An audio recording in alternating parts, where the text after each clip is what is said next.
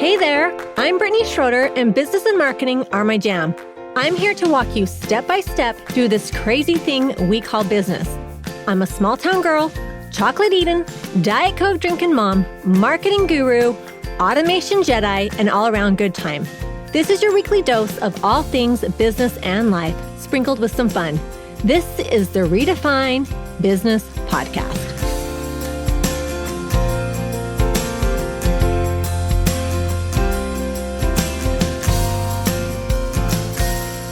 Welcome to another episode of Redefine Business Podcast. This is podcast 3 in my life coach series, and it's been really fun sharing some of these principles and concepts that I learned when I got certified as a life coach.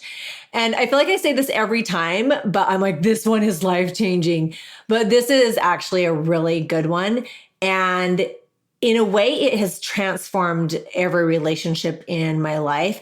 And I feel like I spent a lot of my, especially young adult life, being disappointed in other people or feeling more, not disappointed, but more like just let down. And this particular principle, it changed the way that I looked at people, but it also created beautiful relationships in my life. And, I really believe in not looking back at the past and moving forward.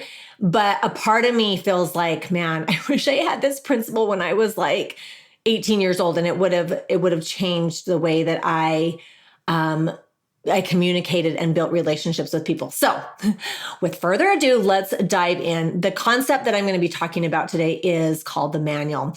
So at its core, the manual is a set of expectations that we have for the people in our lives. So that can be our partners, our friends, family members, coworkers, and even strangers. These expectations are often unspoken and uncommunicated, yet we hold others to these standards as if they were aware of them.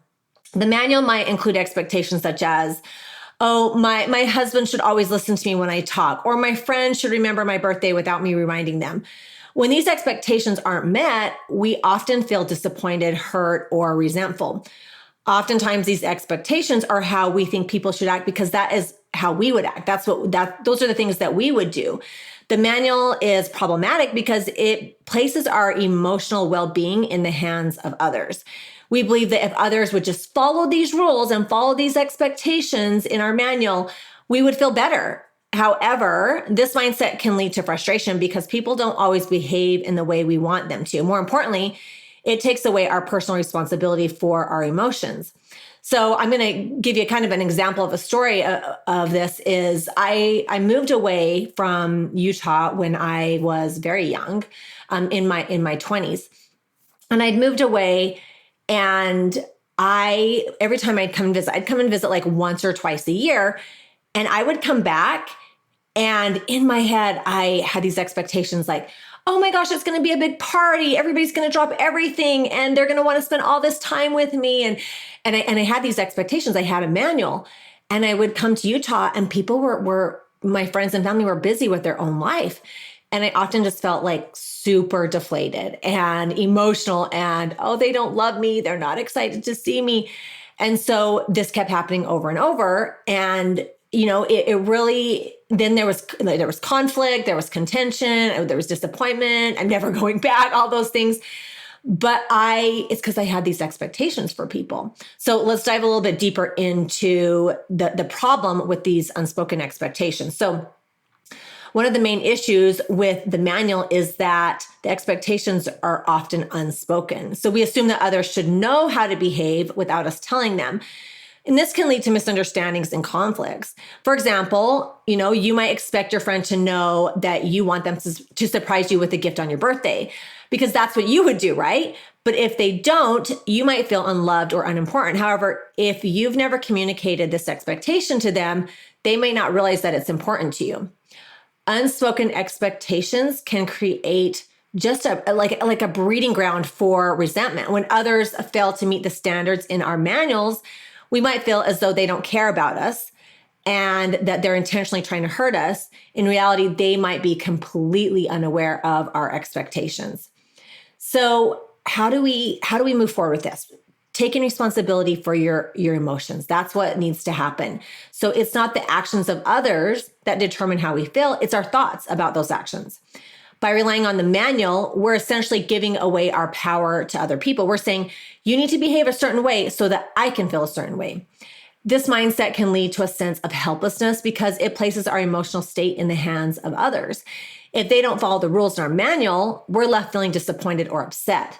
However, when we take responsibility for our own emotions, we claim our power. We realize that our feelings are a result of our own thoughts and not the actions of others.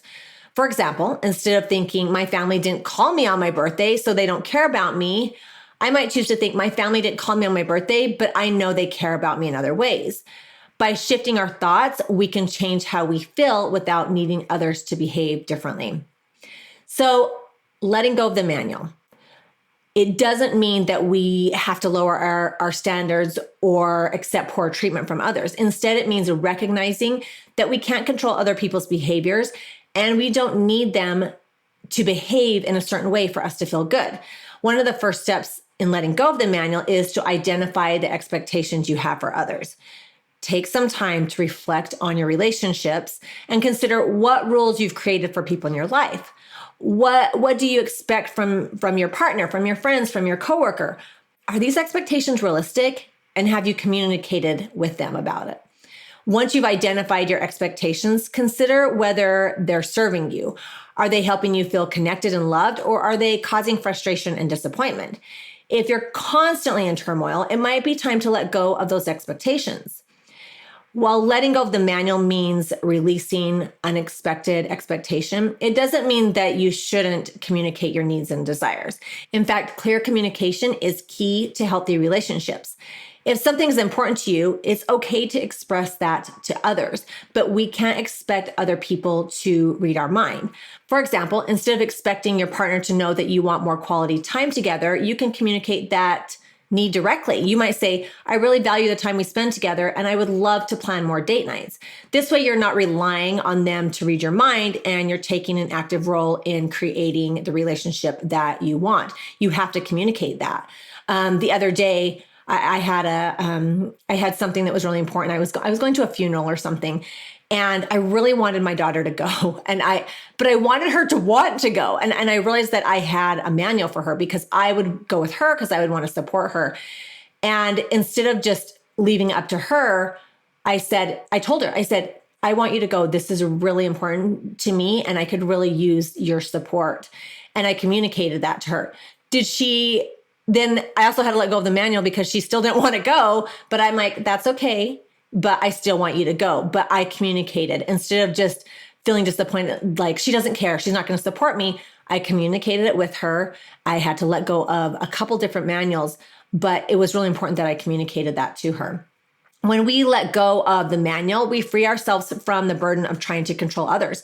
We stop basing our happiness on whether or not people follow our unwritten rules, and we start taking responsibility for our own emotions. This shift can lead to more fulfilling and authentic relationships because we're no longer holding others to standards that they might not even be aware of. Letting go of the manual also allows us to appreciate people for who they are rather than who we want them to be. We can accept that others are imperfect just like us and that they might not always meet our expectations. Instead of focusing on what they're doing wrong, we can choose to focus on the positive aspects of our relationship. We can learn to just accept them for who they are because we don't have these expectations.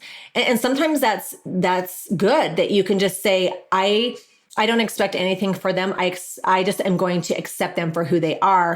And it's very freeing and empowering. And it's helped me to really accept relationships that have caused a lot of turmoil in my life because I had these expectations. And, yes, they don't do things that I would do, and that's okay because that's who they are. The manual is a concept that can have such a profound impact on our relationships and our emotional well-being. By understanding that our expectations of others are often unspoken and unrealistic, we can begin to take responsibility for our own emotions. Letting go of the manual doesn't mean lowering our standards or accepting poor treatment, but rather recognizing that we're in control of how we feel. Through clear communication and a willingness to take ownership over our thoughts, we can create healthier, more fulfilling relationships. Ultimately, the manual is a tool that can help us shift from a mindset of dependence on others to one of empowerment and self-responsibility. I love this concept so much. And it's just interesting that how many manuals we have for different people in our lives.